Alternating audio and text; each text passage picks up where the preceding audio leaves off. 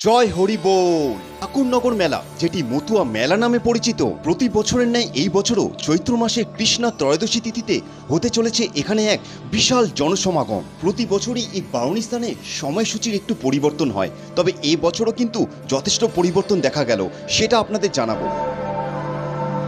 আর এই বছর ঠাকুরবাড়িতে এসে এক মাকে এরকম অবস্থায় দেখা গেল কেন?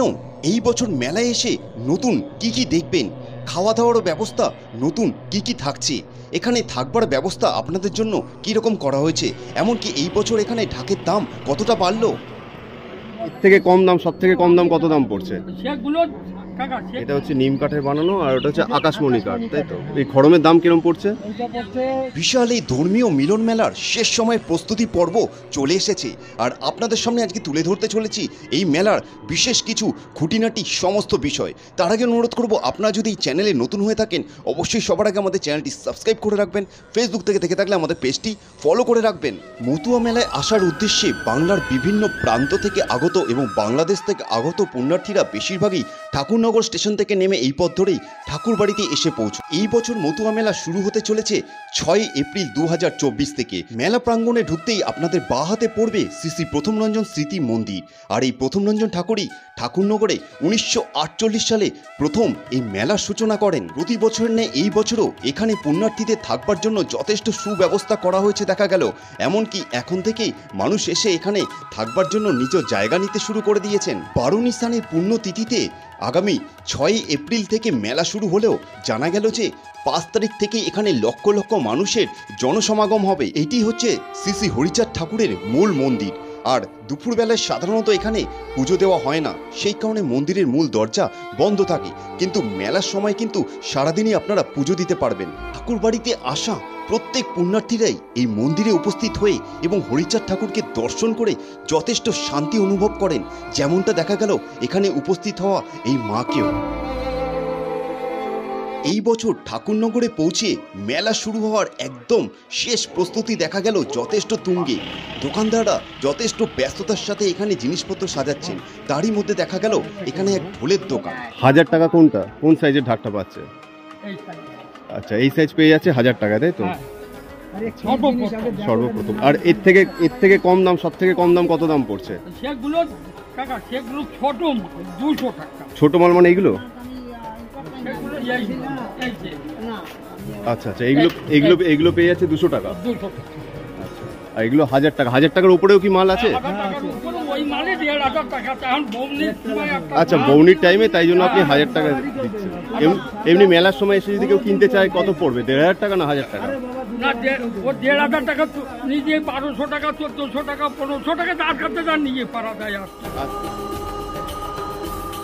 এছাড়াও এই মেলাটি কিন্তু সেজে উঠছে বিভিন্ন খাওয়া দাওয়ার বিশেষ দোকানগুলি নিয়ে, কারণ দূর দূরান্ত থেকে আগত পুণ্যার্থীদের খাওয়ার জন্য যেন কোনোরকম অসুবিধা না হয়, সেই কারণে এখানে ব্যবস্থা থাকছে বিশেষ কিছু নতুন খাওয়ার। আপনাদের সামনে তার কিছু বিশেষ অংশ তুলে ধরছি। এখানে দাদারা দেখা গেল খুবই ব্যস্ততার সাথে এবং নিখুঁতভাবেই এখানে দানাদার জাতীয় কিছু মিষ্টি প্রস্তুত করছেন।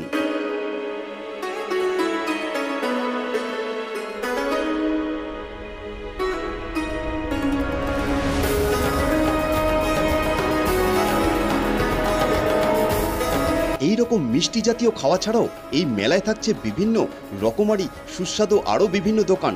এছাড়াও মেলাটি সেজে উঠছে কিন্তু এই বছর বিভিন্ন নাগরদোলনা, ছোটদের খেলনা এবং বিশেষ আকর্ষণ হচ্ছে এই মরণকুয়ো নিয়ে। এই মেলাকে কেন্দ্র করে এখন থেকে কিন্তু এখানে বিভিন্ন সাধু সন্তদেরও আগমন শুরু হতে চলেছে, তারই মধ্যে দেখা পাওয়া গেল এরকম বিভিন্ন সাধুদের।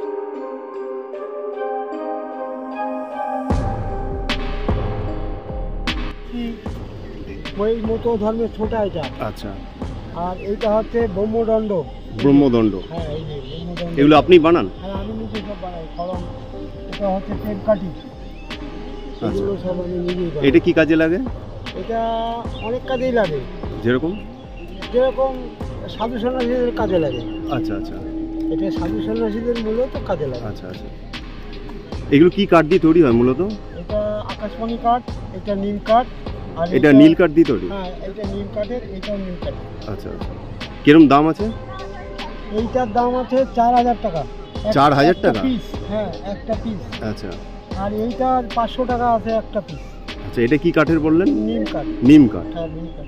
আর এখানে তো দেখতে পাচ্ছি খড়মও আছে অনেক। হ্যাঁ, খড়মগুলো কি কাঠ দিয়ে বানানো? এটা নিম কাঠের বানানো, এটা আকাশমণি কাঠের। এটা হচ্ছে নিম কাঠের বানানো আর ওটা হচ্ছে আকাশমণি কাঠ, তাই তো? এই খড়মের দাম কিরম পড়ছে? এইটা পড়ছে ধরেন 500 টাকা, এটা 400 টাকা। এটা 500, এটা 400 টাকা। আমাদের হিন্দু ধর্মমতে বারুণী স্থানের পুণ্য তিথিতে স্নান করে পুজো দিলে সমস্ত পাপ মুক্ত হয় এবং মনস্কামনাও পূর্ণ হয়ে থাকে। আর সেই উদ্দেশ্যেই লক্ষাধিক মানুষ কিন্তু এই বারুণী স্থানে শুভ তিথিতে পুণ্যস্নান করতে আসেন। তবে এই বছর এই তিথির সময়ে শুরু হচ্ছে 6 এপ্রিল 2024 সকাল 7:23 থেকে পরের দিন অর্থাৎ 7ই এপ্রিল ভোর 5:28 পর্যন্ত। এর মধ্যে থাকছে 3টে অমৃত যোগ। আর এই বছর আপনারা কি এই মেলায় আসবেন ভাবছেন? অবশ্যই আমাদের কমেন্ট বক্সে কিন্তু কমেন্ট করে জানাবেন। আর আপনি যদি ঠাকুরনগরে এই মেলা বিশেষ কি কারণে হয় এবং এই মেলার ইতিহাস কি ছিল এবং এই মতুয়া কারা এবং মতুয়া সৃষ্টির ইতিহাস কি যদি জানতে আগ্রহী হয়ে থাকেন, তাহলে আমাদের এই ভিডিও ডেসক্রিপশন বক্সে থাকা লিঙ্ক থেকে আপনারা ভিডিওটি দেখে নিতে পারেন। এবং এই চ্যানেলে যদি আপনারা নতুন হয়ে থাকেন তাহলে আরও একবার অনুরোধ করব এই চ্যানেলটি অবশ্যই সাবস্ক্রাইব করে রাখবেন এবং ফেসবুক থেকে আমাদের দেখে থাকলে আমাদের পেজটি ফলো করে রাখবেন। কারণ আমরা যাযাবর টিভির পক্ষ থেকে সবসময় চেষ্টা করি এরকম সমস্ত নতুন কিছু আপডেট আপনাদের সামনে তুলে ধরার। সবাই ভালো থাকবেন, সুস্থ থাকবেন। জয় হরি বল।